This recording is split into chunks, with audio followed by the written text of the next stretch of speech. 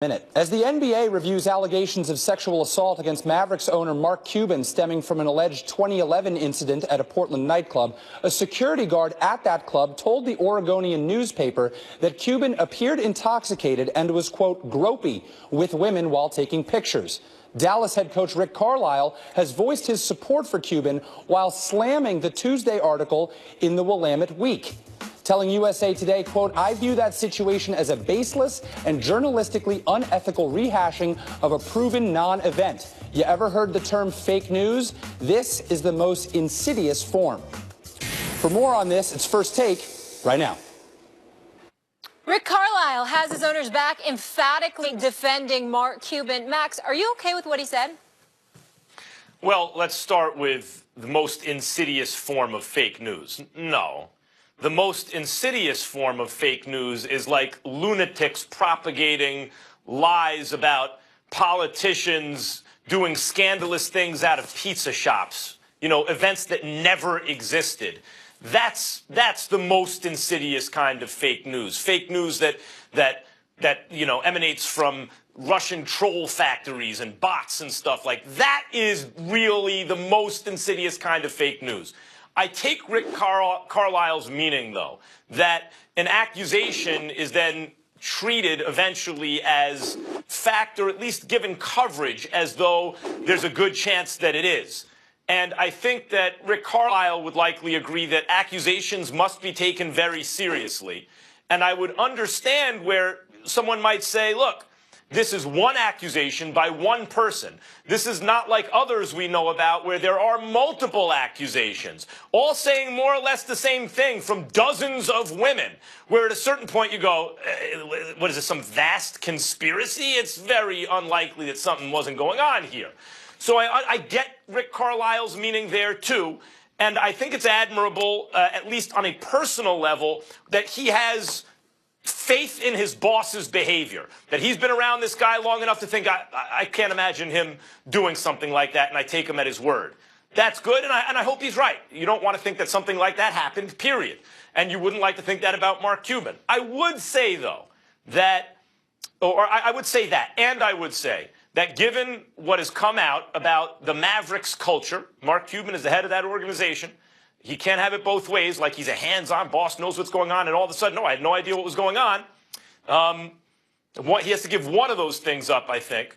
And I think at this point it's wise to give up the idea that he's so involved with everything and knows everything that's going on, considering how hostile that culture was toward women. Given that as a backdrop, this accusation, any accusation needs to be taken seriously either, but this one in particular, to dismiss it as simply fake news, well, you know, I would hope that there weren't multiple other kind of similar accusations coming out, because then Rick Caelisle might feel differently about that point of view. I think we're making a concerted effort to be careful at a time when we don't need to, or not at a time when we don't need to, but in a particular situation where that's not required. In the interest of full disclosure, I go back nearly 20 years with Rick Caelisle. I know Rick Caelisle. I know his lovely wife, Donna. I know what he stands for. And I happen to know, and his beautiful daughter as well. And I happen to know that there's no way on earth that Rick Caelisle would ever remotely condone misconduct on the part of anybody, including his boss, Mark Cuban, particularly when it comes to how women are being treated. Max, you have daughters. I have daughters. I've got a family full of women. I had the greatest mother, as far as I'm concerned, that ever lived, and I know how she raised me. And the reality is very, very clear. Any man that is guilty of sexually harassing, sexually assaulting, sexually violating a woman in any way needs to be dealt with a very, very heavy hand. And I know that I feel that way. I know that you feel that way. We obviously know Molly feels that way. Rick Caelisle is somebody that I can tell you right now on national television absolutely positively feels that way, at least the Rick Caelisle that I've known for nearly 20 years. Having said all of that, let's be very, very clear about what he's speaking against. He talked about journalistically unethical, and he talked about it rehashing a non-event. What is he alluding to here? This is an accusation that comes out 7 years later. It happened in 2011, supposedly. Was it pursued by prosecutors? No. Did the prosecutors say they had evidence? No. A matter of fact, they said they had evidence that it wasn't happening, that it didn't happen the way the accuser said it would. Then the accuser did not want to pursue it. So if it wasn't pursued by the accuser, it's been dropped by prosecutors, it's never been an issue whatsoever, and it's 7 years later, now Mark Cuban's name is on national TV being discussed because it's being associated with sexual assault of some kind. Rick Caelisle has a problem with that.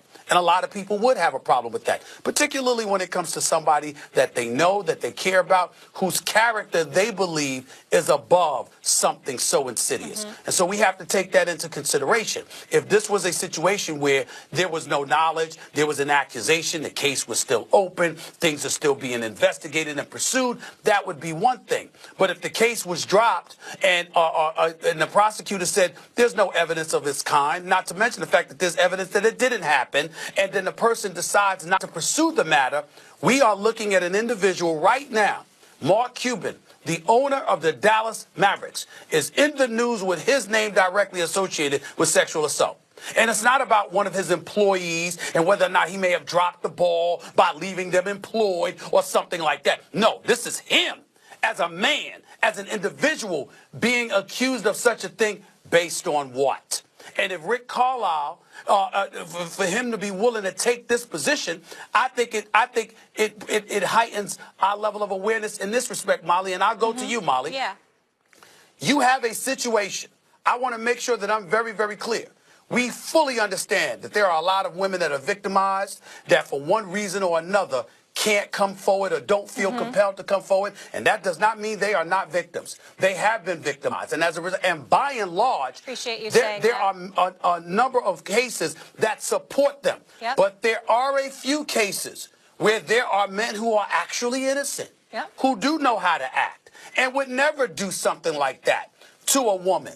And what do we say on behalf of those individuals who are accused possibly falsely, particularly when the support is coming from people who work with them, who know them, and believe in their character? I work with Max Kellerman every day. Somebody comes up to me and tells me that Max Kellerman is he's been associated with assault or racism or something like that. Oh, we gonna stand up and Stephen A's gonna fight. I'm gonna step right in front of Max and I'm gonna fight for him because I know that that's that man's character. So why can't Rick Caelisle do the same for Mark Cuban, along with other people in the NBA community? Why can't we do that if we know Mark Cuban to be better than that? Yeah, agree with everything you said there, especially about people being falsely accused and especially about victims often dropping allegations for a myriad of reasons.